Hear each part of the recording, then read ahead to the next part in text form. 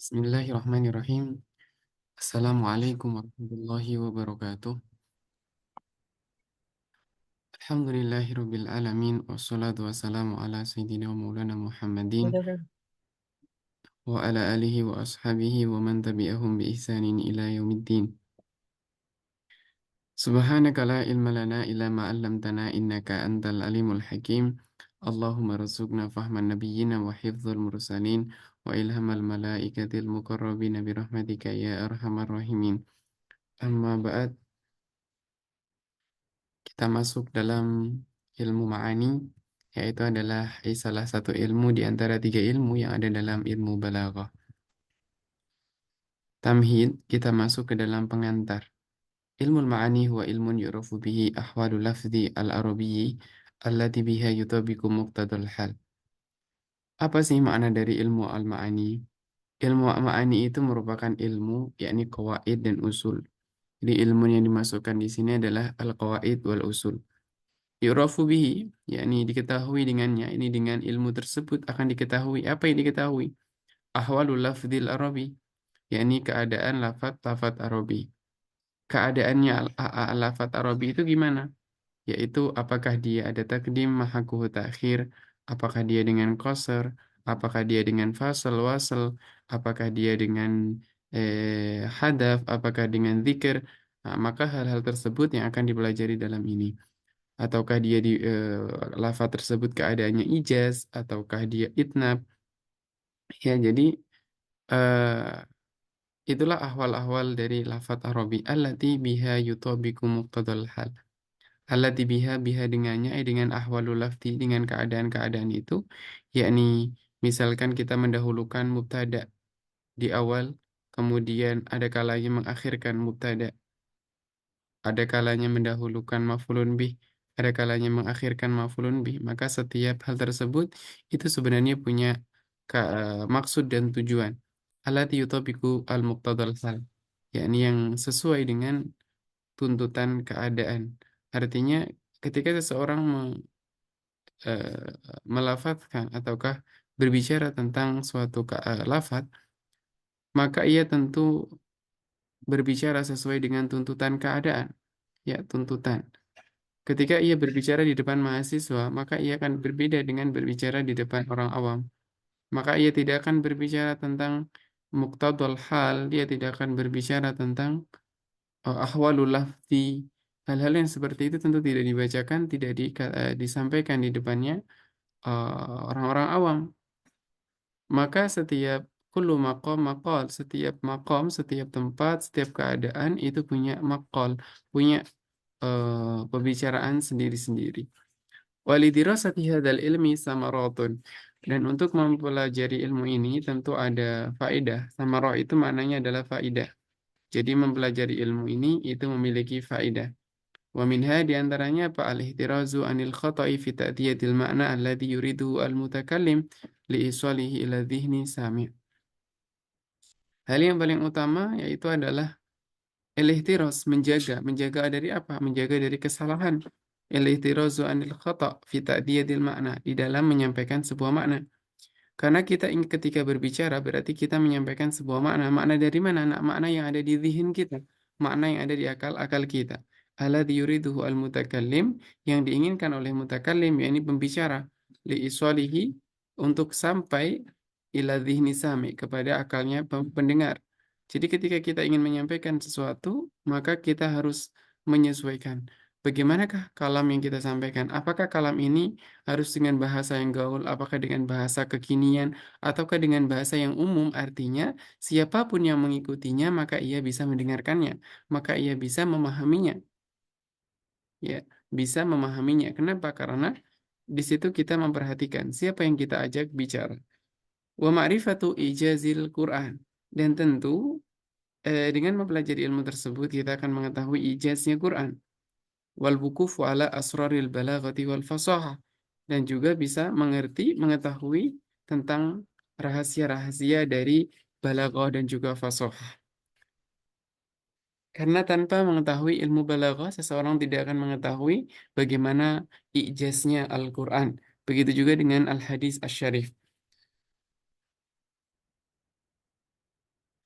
Wa awwalu man dawwana hadzal ilma, dan di antara ataukah yang terhitung sebagai orang yang menuliskan, mentadwinkan, yakni membukukan, ya membukukan ilmu ilmu ma'ani khususnya ataukah ilmu balaghah pada umumnya, ialah Al-Imam Abdul Qahir Al-Jurjani. Al-Imam Abdul Qahir Al-Jurjani itu memiliki dua kitab. Ada namanya Asrarul Balaghah, kemudian ada Ijazul Quran. Dalailul Ijaz. Dalailul Ijaz. Jadi beliau punya Dalailul Ijaz dan juga Asrarul Balaghah. Dari dua kitab tersebut, maka beliau dikenal atau dihitung sebagai orang yang pertama kali mentadwinkan ataukah menyusun ilmu ma'ani ataukah ilmu al-balaghah. Beliau wafat tahun 471, yakni abad kelima Hijriah. Wahadal ilmu, dan ilmu ini munhasirun fi samaniyati abwab. Ilmu ini eh, terhitung ataukah dibagi menjadi berapa? Menjadi delapan bab saja. Munhasir itu maknanya adalah dibatasi ataukah terhitung sebanyak delapan abwab. Jadi ilmu ini ada 8 bab. Pertama ada al-isnad al-khabari, kemudian ada ahwalul musnad ilaih, ada ahwalul musnad, ada muta'alliqatul fi'li, ada al-qasru, kemudian ada al-insya, kemudian ada al-faslu wal waslu, ada al-ijaz, itnab wal musawah.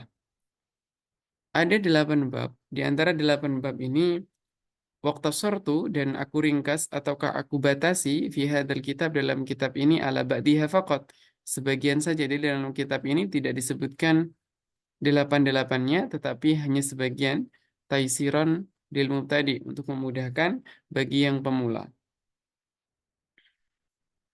Qala al-Akhdari, Imam al-Akhdari di dalam Jauharul Maknunnya mengatakan, ilmun bihi li muqtadal hali yura lafdun mutabiqan wa fihi dzukira isnaduhu isnadu musnadun ilaihi musnadu wa muta'alliqatu fi'lin turadu qasrun wa insya'un wa faslun waslunau ijazun itnabun musawatun ra'aw.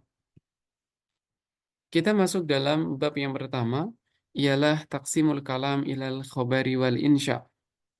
Pertama adalah kita membahas tentang pembagian kalam. Jadi kalam itu dibagi menjadi dua, ada namanya khobar dan juga ada namanya insya. Al-kalamu yanqasimu ila qismain, huma al-khobar wal insya. Jadi ada al-khobar dan juga ada al-insya.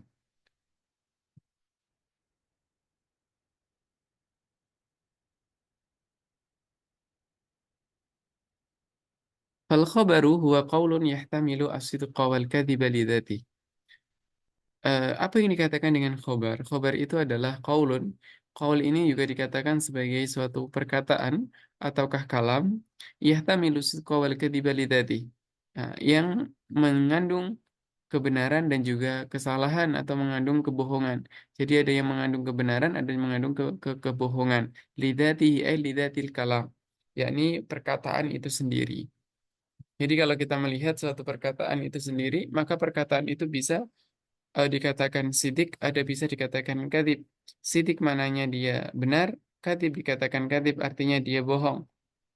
Maka dengan demikian, jadi kita mendapati bahwa kalam itu bisa, ya kalau berupa kalam khobar, maka ia bisa benar dan bisa salah. Wa yasihu an yuqala liqailihi, dan boleh kita katakan kepada qailnya, yakni orang yang berkata. Kita bisa mengatakan kepada orang yang mengatakan khobar atau berkata dengan khobar, innahu shadiqun fi, bahwa orang tersebut itu shadiq, yakni benar, bisa dipercaya gitu.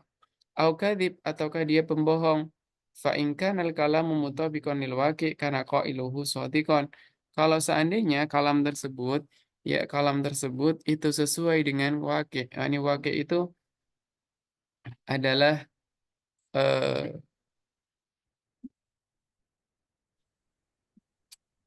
hal yang terjadi, yakni hal yang terjadi di sekitar kita, bukan kenyataan, bukan secara hakikat, tetapi secara kenyataan, artinya kenyataan yang ada di sekeliling kita.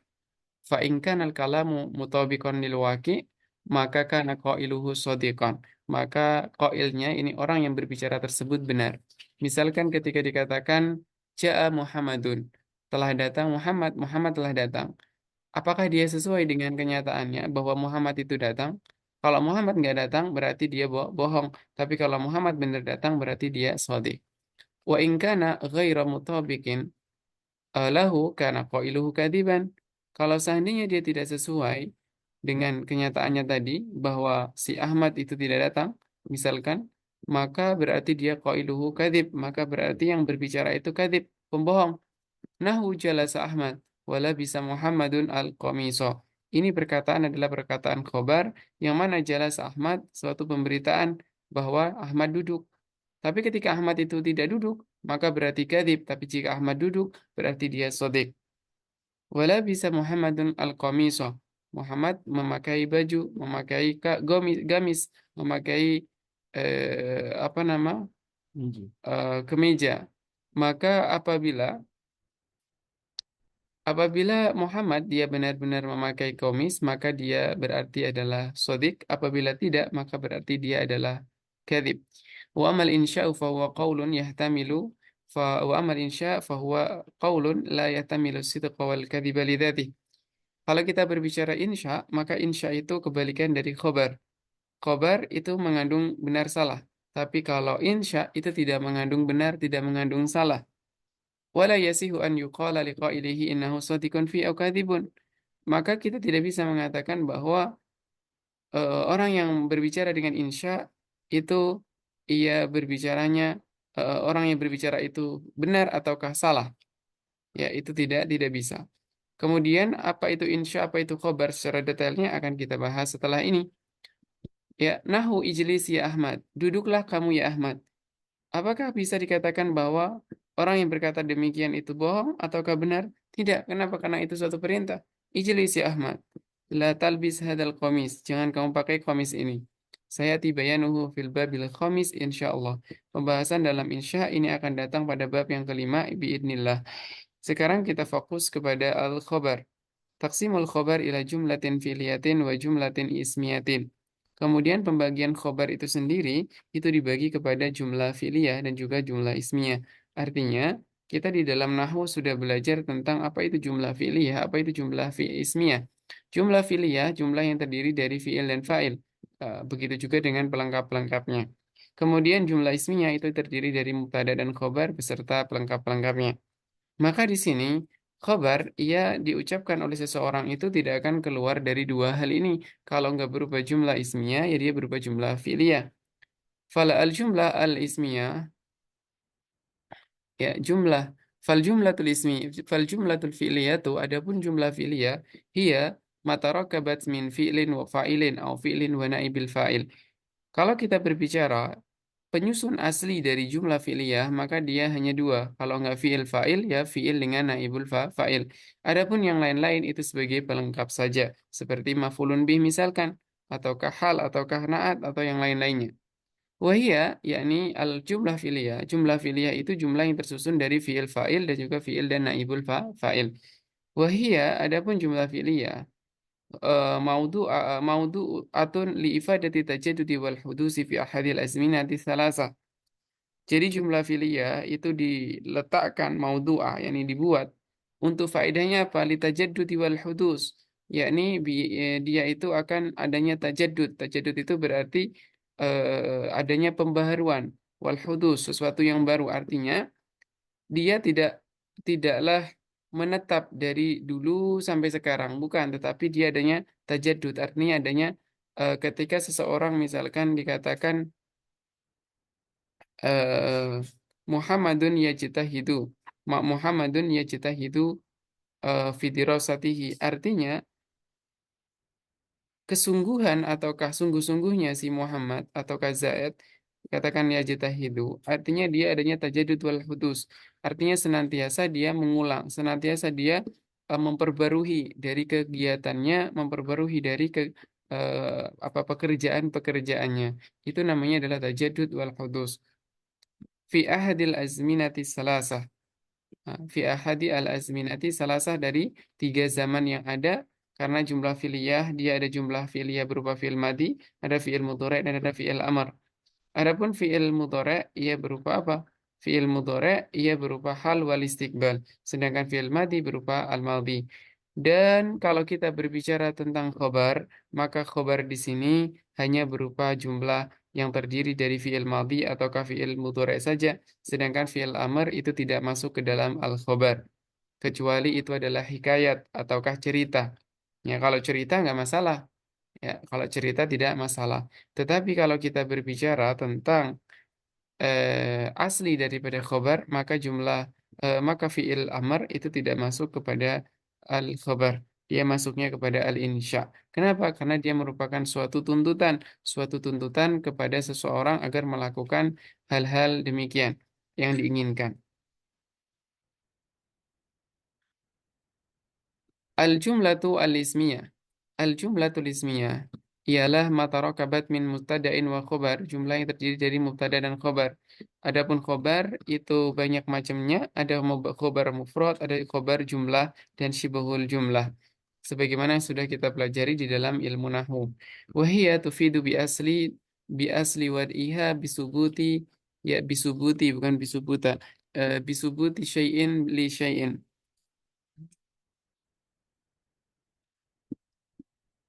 Kalau nggak ada baknya, oke. Subuta syai'in li syai'in. Kalau nggak ada bi-nya. Iya, jumlah filia itu faedahnya untuk apa? Subutu syai', yakni menetapnya sesuatu. Artinya dia tidaklah goyah, tidak berubah. Wa tufidu dawam wal istimrar.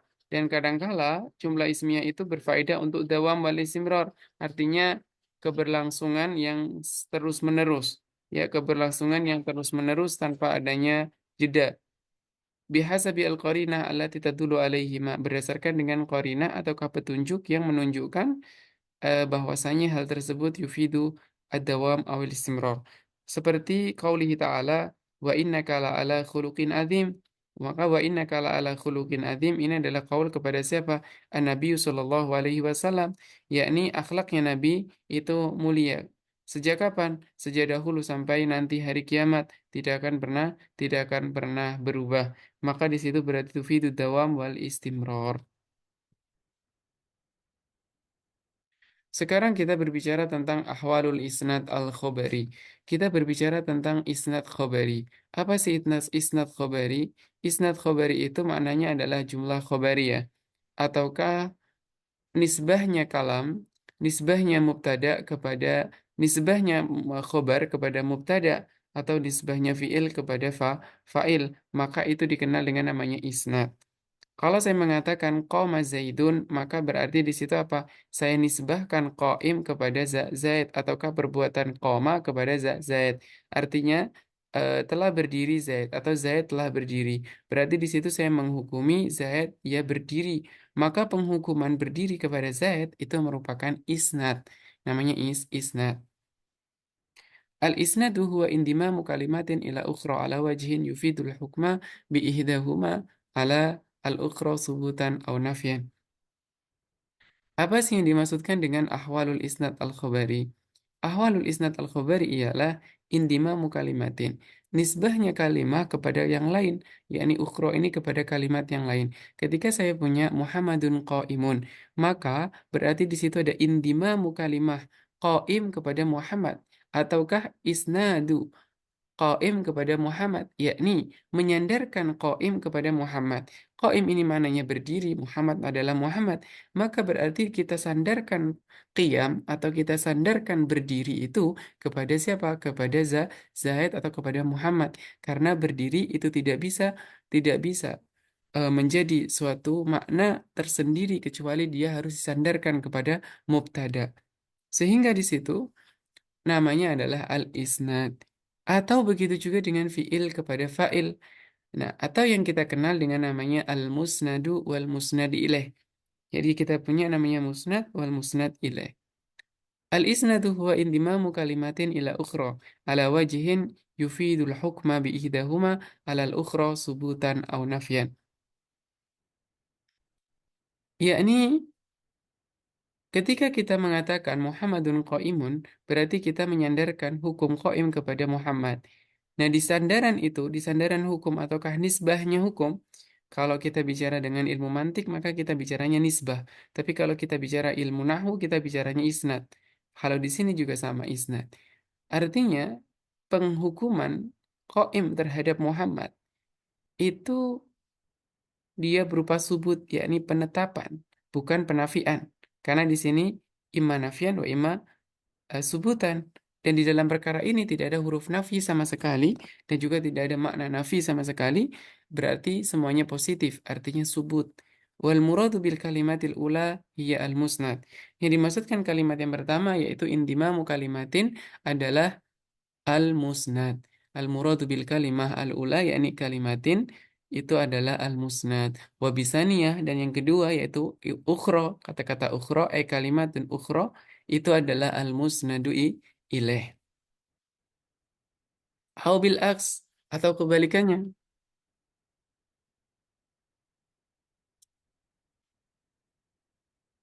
Di dalam jumlah ini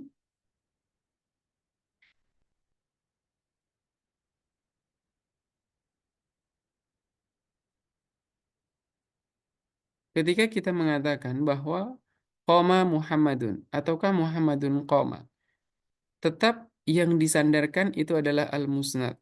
Ya, yang disandarkan adalah al-musnad. Tetapi ada kalanya musnad itu di depan, ada kalanya musnad itu di belakang. Jadi ada kalanya musnad itu di depan, ada kalanya musnad itu di belakang. Tapi kalau secara penghukuman ataukah penisbahan itu tetap musnad yang disandarkan, yang dinisbahkan kepada musnadun ilaih. Musnad itu adalah khobar. Musnadun ilaih adalah mubtada. Musnad itu adalah fiil. Musnadun ilaih itu adalah fa'il.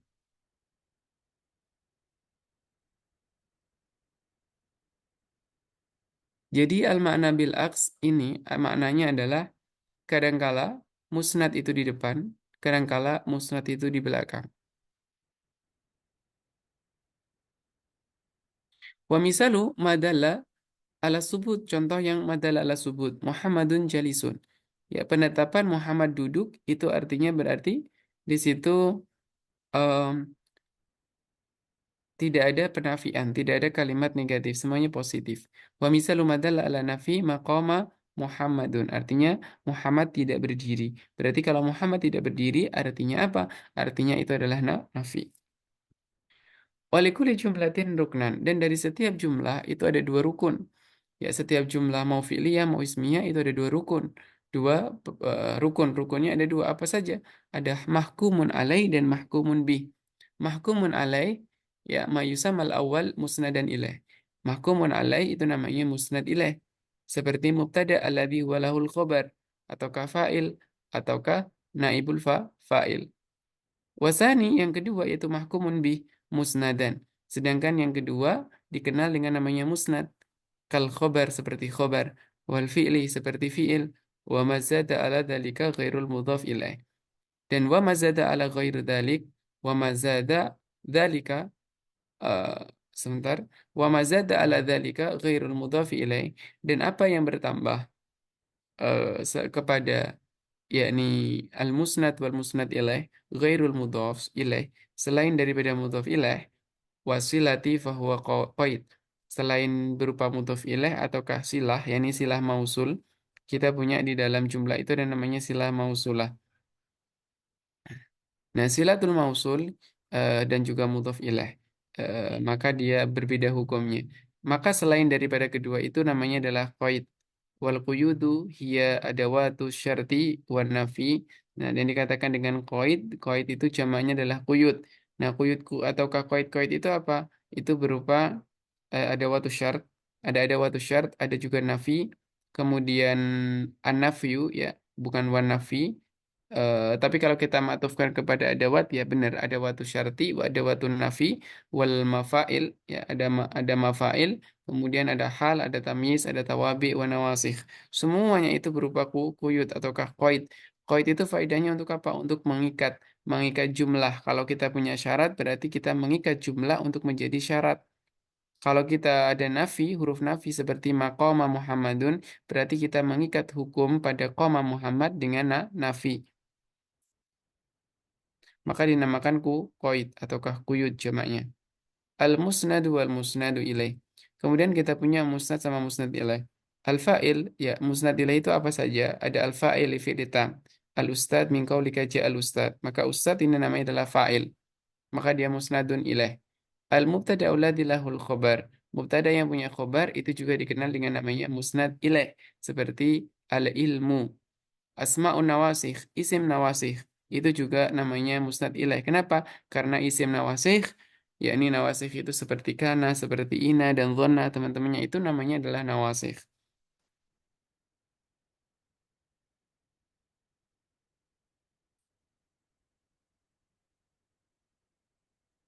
Dan isim-isim nawasikh, ia menjadi musnad ilaih karena dia asalnya adalah mubtada. Asalnya dia mubtada yang kemudian dinasakh atau dihapus hukumnya dipindahkan menjadi hukum isim nasikh atau isimnya kana atau isimnya inna. Kalau di sini adalah isimnya asmaun nawasikh yaitu kana.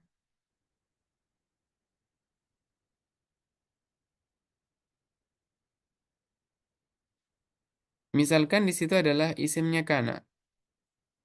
Di dalam nomor tiga ini itu lebih utama kalau tidak kita katakan asmaun nawasikh, tetapi adalah isim kana wa akhwatiha. Begitu. Silakan yang sudah di print dituliskan isim kana wa akhwatiha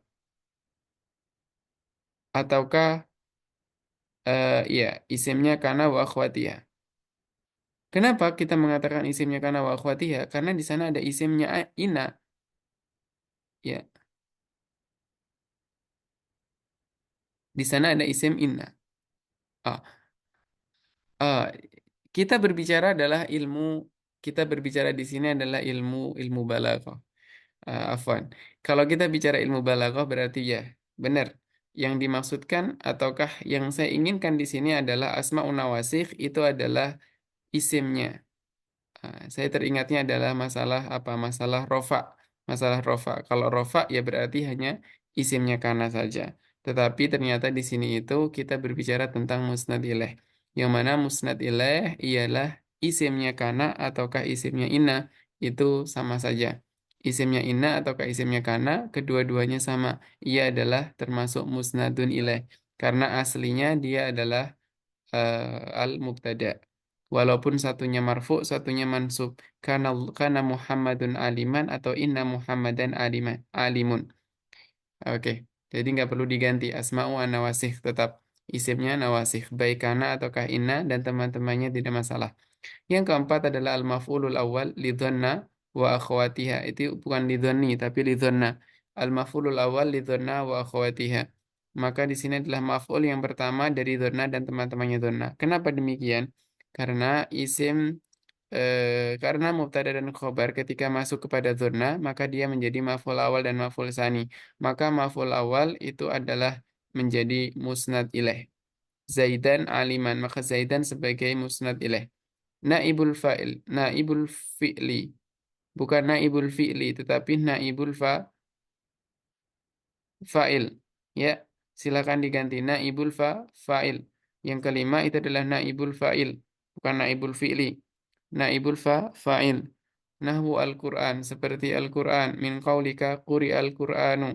Jadi quri Al-Quranu, Quranu termasuk dari apa? Naibul fa'il. Ya, ini pengganti dari fa'il. Yang keenam adalah al-maf'ul tsani li ara wa akhwatiha. Maf'ul yang kedua dari ara dan akhwatnya.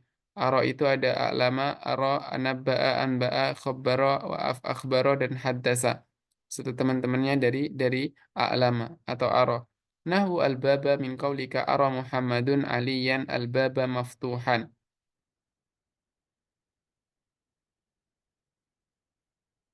Aro di situ bukanlah aro yakni ro'ayaro.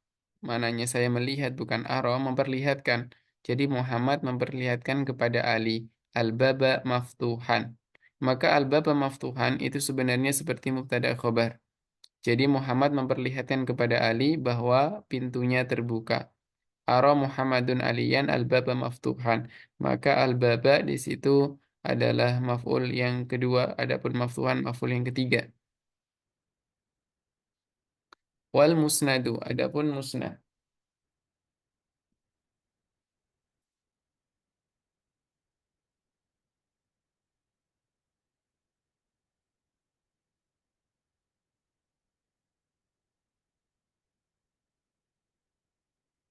Kemudian ada namanya musnad, huwa khabarul mubtada. Musnad itu adalah khabarnya mubtada. Nahwu nafiun. Ya, kalau musnad berarti yang pasangannya musnad ilaih. Khabarnya mubtada. Al ilmu nafiun berarti ilmu adalah musnad ilaih. Nafiun sebagai musnad. Al fi'lu atam. Contohnya ja'a al ustadzu. Al ustad adalah musnad ilaih, sedangkan ja'a itu adalah musnad. Ismul fi'li, isim fi'il. Hayhata. Ya, contohnya hayhata, wai dan amin. Maka dia dikenal dengan namanya musnad. Adapun musnad ilaihnya adalah fa'il yang tersimpan atau tersembunyi di dalam maknanya. Yang keempat adalah akhbaru nawasikh. Khobar dari amil nawasikh, maka dia walau baik mansub atau marfu, maka ia adalah musnad. Seperti di sini aliman. Aliman sebagai khobar dari kana. Atau alimun khobar dari inna. Al-maf'ul tsani li dhanna wa akhwatiha. Maf'ul yang kedua untuk dhanna wa akhwatiha, bukan maf'ul yang kalau di dhanna ya benar, maf'ul yang kedua. Kalau kita bicara arah, maf'ul yang ketiga. Hadiron. Donantu Zaidan hadiron, maka Zaidan musnad ilaih, hadiron di situ sebagai apa? Sebagai eh, mus musnad. Al-maf'ul salis li ara wa akhwatiha nahwu maftuhan min qawlika ara Muhammadun aliyan al-baba maftuhan. Waktafaitu fi hadzal kitab, dan aku cukupkan di dalam kitab ini bidzikril musnad wal musnad ilaih faqad duna ahwalihima. Di sini aku menyebutkan, di sini saya menyebutkan hanya musnad dan musnad ilaihnya saja. Apa itu musnad ilaih? Apa saja? Saja, tidak disebutkan ahwalnya. Bagaimanakah ahwal-ahwalnya? Itu di kitab yang lebih tinggi. Sekarang masuk kepada al-gharadu min ilqa'il khabar. Kalau kita menyampaikan suatu khabar, yaitu tentang kabar sesuatu, apa sih faedahnya? Apa sih tujuan kita? Ya, gharad, tujuan, apa sih tujuan kita? Qala al-Akhdari al-hukmu bisalbi awil ijabi isnaduhum wa qasdu dzil khitabi. Ifadatus sami'i ifadatus sami'i nafsal hukmi ifadatus mutaf'ilun sami'i musta'ilun. Ifadatus sami'i nafsal hukmi, bukan nafsal hukmu tapi hukmi. Ifadatus sami'i nafsal hukmi au kauna mukhbirin bihi dha ilmi. Fa'awwalun fa'idatun wasani lazimuha inda dhabil adhani. Jadi hukum bisalbi awil ijabi isnaduhum, yakni al-hukmu isnaduhum. Hukum pada pengisnadan, artinya isnad khobari itu tadi, itu kadang dengan salab, yakni dengan menafikan, kadang dengan ijab, dengan positif. Pasti tentu ada qasatnya, tentu ada tujuannya. Ya, dzil khitab, bagi orang yang mendengarkan itu ada faedahnya. Ada ifadatu sami nafsal hukmi au kauna mukhbirin bihi dha ilmi. Ada kalanya memberikan faedah kepada sami'. Ada kalanya ternyata pendengar sudah mengetahui tentang ilmu, tentang apa yang disampaikan, yakni kauna mukhbirin bihi dha ilmi.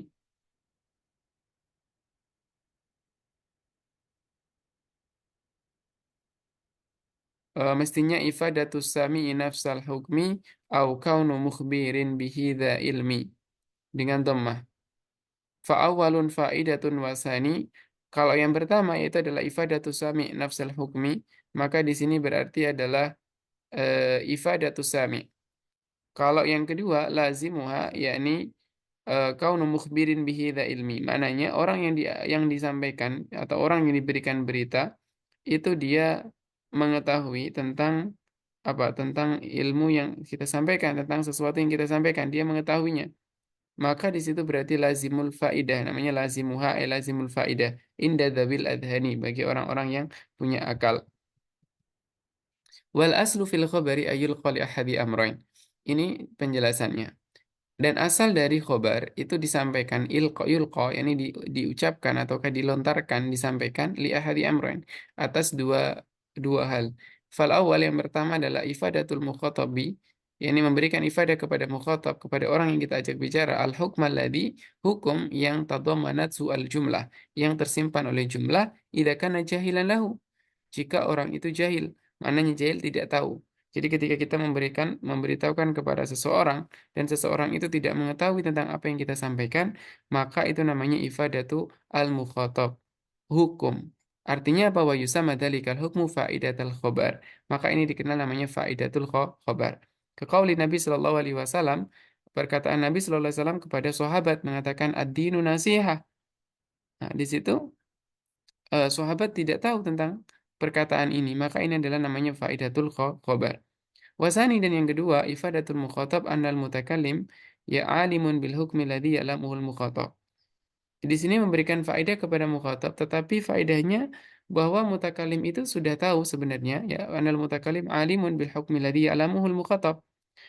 Jadi mukhatab ataukah orang yang kita ajak bicara sudah mengetahui tentang khobar ataukah sesuatu yang kita sampaikan sebenarnya.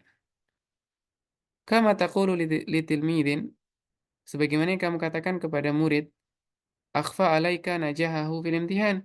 Ia menyembunyikan atasmu kenajahannya di dalam imtihan.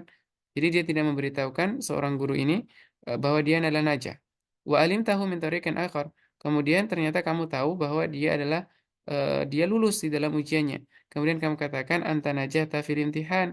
Kamu najah di imtihan. Maka ini namanya apa? Lazimal faidah. Wa yusamma dzalikal hukmu lazimal faidah. Artinya lazimul faidah. Kalau yang pertama, apabila seseorang yang diberitahukan itu tidak mengetahui apa-apa, maka namanya faidatul khabar. Kalau seseorang itu ternyata ia adalah ternyata ia mengetahui sebelumnya, berarti namanya lazimul faidah. Kemudian qala al-Akhdari wa rubbama ujriya mujral jahili.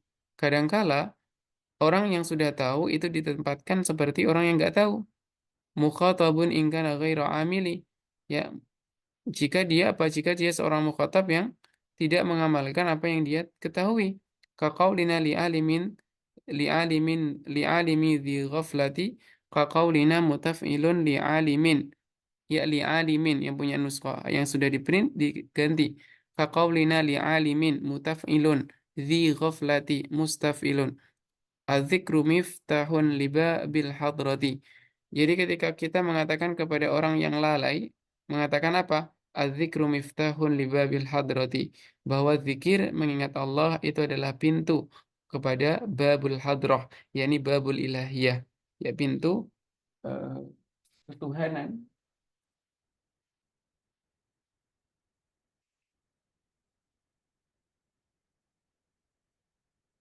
Itu melalui zikir. Qala Syekhul Azhar, di dalam kitab ini apabila saya katakan Syekhul Azhar, maka itu adalah Syekh Damanhuri. Ya, Syekh Ahmad Ad-Damanhuri. Qala Syekhul Azhar, waqad yunazzalul mukhatabu al-alimu bi faidatil khabar wa lazimiha au bi ahadihima manzilatal jahil. Ya, kadangkala kita meletakkan orang yang alim, mukhatab yang alim itu ya dengan faidatul khobar atau kalazimul faidah, ataukah dengan salah satunya itu dengan manzilatul jahil, menempatkan dia seperti orang yang jahil. Kaqaulika litarikis shalah, seperti engkau katakan kepada orang yang meninggalkan sholat. Dia orang yang muslim, dia tahu bahwa ya'takid wujubah, dia meyakini bahwa sholat itu wajib, tapi dia meninggalkan. Maka kemudian ketika kita katakan as-sholatu wajibah, maka as-sholatu wajibah di sini bukan lagi untuk apa? Bukan lagi untuk menempatkan bahwa dia itu sudah tahu artinya fa'alazimul faidah, tetapi kita jadikan dia adalah seakan faidatul khobar. Li'adami jarihi ala mujabil ilmi. Kenapa? Karena ketiadaan ia dalam memperlakukan ataukah melaksanakan sesuai dengan yang dia ketahui. Li'ana malam ya'mal bi ilmihi huwa wal jahilu sawa. Sebab orang yang tidak mengerjakan sesuai dengan apa yang diketahuinya, maka orang yang jahil dengan dia pun sama. Wa qauluna lil alimil ghafil. Begitu juga dengan perkataan kita kepada orang yang lalai, anzikrillah, dari mengingat Allah. Ma'a ilmihi bi annahu wasila ila hadratil madhkur. Dia tahu bahwa itu adalah wasilah untuk kepada apa? Kepada Allah Subhanahu wa taala. Maka ketika kita katakan adzikru miftahun li babil hadrah ay ilahiyah, maka di sini berarti kita menempatkan orang yang tahu kepada orang yang jahil. Artinya menjadikan lazimul faidah berubah menjadi faidatul khobar. Waqad yulqa al-khabaru li aghradin ukhra yufamu minas siyaq. Kadangkala khobar atau suatu perkataan itu disampaikan bukan hanya untuk antara faidah dengan lazimul faidah, tetapi ada tujuan-tujuan lainnya. Seperti halnya al-istirham wal istitaf, yakni meminta kasih sayang. Seperti perkataan Nabi Musa, faqala faqala rabbi inni lima anzalta ilayya min khairin faqir. Perkataan Nabi Musa alaihissalam kepada Allah ini bukan untuk faidatul khobar. Karena apa? Karena Allah sudah tahu sejak sebelum Nabi Musa alaihissalam berkata, ya sudah tahu. Maka berarti bukan faidatul khobar. Begitu juga Nabi Musa itu bukan ingin memberitahukan tentang sesuatu bahwa ia tahu. Ia memberitahukan tentang sesuatu yang sudah diketahui oleh Allah, bukan. Tetapi keinginan Nabi Musa itu adalah untuk istirham, meminta kasih sayangnya Allah, meminta rahmatnya Allah. Yang kedua, idharu dha'fi wal khusyu', yakni menampakkan kelemahan, ketundukan seseorang hamba kepada Allah. Seperti perkataan Nabi Zakaria, qala rabbi inni wahanal admu minni washta'ala ra'su syaiba. Wahai Tuhanku, bagaimana mungkin aku bisa ya bagaimana mungkin aku bisa mendapatkan seorang anak. Dalam perkataan ini begini, wahai Tuhanku, aku ini sudah wahanal admu, tulang-tulangku sudah mulai rapuh, wasta'ala ra'su syaiba, dan rambut-rambutku sudah menyebar putih semuanya. Maka ini bukan memberitahukan berita kepada Allah, ya kan Allah sudah tahu bahwa dia tua. Dan begitu juga bukan memberikan lazimul faidah, tetapi apa? Menampakkan bahwa dia lemah. Menampakkan walaupun Allah sudah tahu, tapi ketika dinampakkan maka di situ akanlah turun rahmat. Maka Zakaria lam yurid an yu'allim Allah bil faida wala lazimaha lakinnahu arada idhara dha'fihi, tapi di sini ingin menampakkan bahwa dia itu orang yang lemah, bahwa dia sudah tua tapi belum memiliki keturunan. Yang ketiga adalah idharu tahassuri wa tahazzun, menampakkan akan kesedihannya, ya. Kakama fi qauli imro'ati Imron, sebagaimana yang dikatakan oleh perempuannya Imron, yakni istrinya Imron. Falamma wada'at qalat rabbi inni wada'tuha unsa. Ketika dia melahirkan, dia mengatakan, wahai Tuhanku, aku melahirkan perempuan. Kenapa? Di sini sedih. Istrinya Imran itu sedih. Kenapa sedih? Karena cita-cita ia adalah memiliki seorang anak laki-laki yang nanti bisa berkhidmah pada Baitul Maqdis. Tapi ternyata dia melahirkan anak perempuan. Ia bukan menceritakan ini kepada Allah agar Allah tahu, juga bukan untuk lazimul faidah. Tetapi apa? Tetapi menampakkan akan kesedihannya. Cita-citanya hilang. Cita-citanya adalah ingin anaknya nanti bisa khidmah kepada Baitul Maqdis, sedangkan dia melahirkan anak perempuan. Tetapi ketahuilah dari cerita ini, dari cerita dan kisah ini, kita tahu bahwa sebaik-baik rencana kita, sebaik-baik susunan kehidupan kita ataukah bayangan kita yang begitu indah, ternyata Allah Subhanahu wa taala lebih indah lagi dalam ceritanya. Maka takdirnya Allah itu lebih indah daripada takdir yang kita susun. Coba perhatikan, ketika istrinya Imran menginginkan seorang anak laki-laki agar bisa khidmah kepada Baitul Maqdis, tapi Allah ternyata memberikan seorang perempuan yang kemudian dikasih nama Maryam. Dan perempuan Maryam ini perempuan yang suci. Pada akhirnya ia melahirkan seorang anak, yang mana anak tersebut adalah seorang nabi dan rasul. Seorang nabi, seorang rasul. Yang mana cita-cita istrinya Imran hanya sekedar seorang anak yang bisa khidmah kepada Baitul Maqdis. Tetapi dari anak yang dia lahirkan berupa Maryam, maka ia melahirkan seorang nabi berupa Isa Al-Masih. Maka lebih mulia manakah dari yang dicita-citakan oleh istrinya Imran daripada apa yang disampaikan oleh Allah atau apa yang diberikan oleh Allah Subhanahu wa taala. Maka itulah indahnya rencana Allah dan takdir daripada Allah. Maka apabila kita tidak diberikan sesuai dengan apa yang kita inginkan, maka ketahuilah ada sesuatu yang lebih indah yang Allah sudah siapkan untuk diri kita. Yang keempat adalah al-fakhru, yaitu adalah kebanggaan. Kaqauli Nabi sallallahu alaihi wasallam, "Ana ibnu Abdul Muthalib." Artinya di sini Nabi sallallahu alaihi wasallam bangga bahwa ia adalah putra dari Abdul Muthalib, yakni maknanya putra dari Abdul Muthalib, cucu dari Abdul Muthalib. Artinya apa? Tidak selalu dikatakan saya ini anaknya si Fulan, itu berarti Fulan itu adalah ayah kandung saya. Bukan, tidak selalu begitu. Begitu juga dengan perkataan Nabi Shallallahu Alaihi Wasallam ketika mengatakan Inna abi wa abaka finnar, bahwasannya ayahku dan ayahmu di neraka. Itu bukan berarti abi adalah ayah kandung daripada Nabi Shallallahu Alaihi Wasallam yang dikatakan demikian.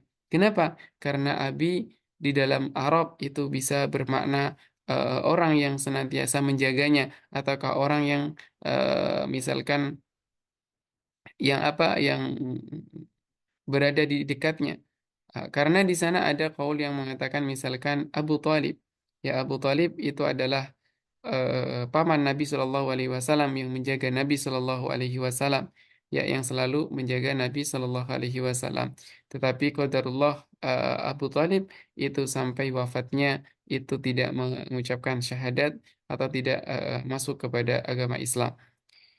Walaupun kila dikatakan bahwasanya Abu Thalib itu sebenarnya sudah masuk Islam, tetapi Islamnya adalah Islam secara batin, tidak masuk kepada zahir, artinya tidak dinampakkan pada saat itu. Tetapi ala kulli hal, perkataan Nabi Shallallahu Alaihi Wasallam demikian itu tidak memberitahukan bahwa ayah beliau yaitu Abdullah bin Abdul Muthalib itu seorang yang kafir kemudian masuk neraka, itu bukan demikian.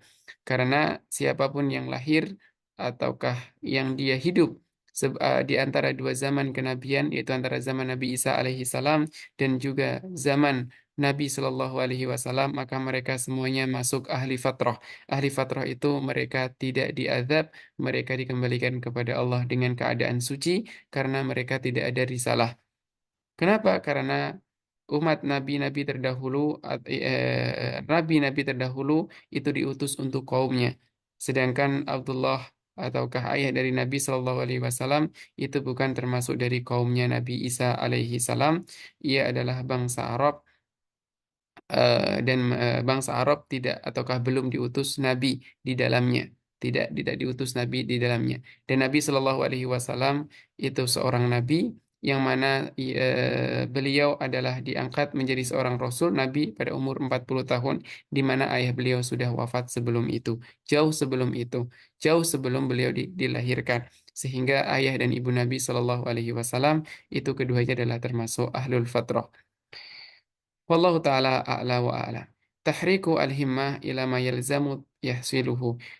Di sini ada kalanya memberikan kalam, memberikan khobar, itu adalah untuk apa? Memberikan tahrikul himmah, yakni menggerakkan himmah, motivasi, sebagai motivasi kepada seseorang agar ia bisa mendapatkan apa yang dia bisa dapatkan. Seperti laisa sawaan alim wa jahil. Tidaklah sama antara orang yang alim dengan orang yang jahil. Itu bukan berarti kemudian dia memberitahukan begitu saja, tidak. Tetapi apa? Memberikan semangat agar kamu itu menjadi orang yang alim, karena tidaklah sama antara orang yang alim dengan orang yang jahil di sisi Allah Subhanahu wa taala. Wallahu taala a'la wa a'lam. Insyaallah kita cukup sampai pada pembahasan aghrad pada khobar. Insyaallah kita lanjutkan pada pertemuan esok dengan adrubul khobar, yaitu adalah macam-macam dari khobar. Teman-teman yang ingin bertanya, silakan bertanya, tetapi dikirimkan lewat WhatsApp agar tidak memperpanjang waktu karena waktunya sangat sempit sekali. Jadi mohon maaf atas segala kekurangan. Saya tutup dengan doa kafaratul majlis. Subhanakallahumma bihamdika asyhadu an la ilaha illa anta nastaghfiruka wa natubu ilaik. Wa sallallahu ala sayyidina Muhammad wa ala alihi washabihi wasallam. Walhamdulillahi rabbil alamin. Wassalamualaikum warahmatullahi wabarakatuh. Waalaikumsalam warahmatullahi wabarakatuh. Waalaikumsalam warahmatullahi wabarakatuh. Syukran Ustaz.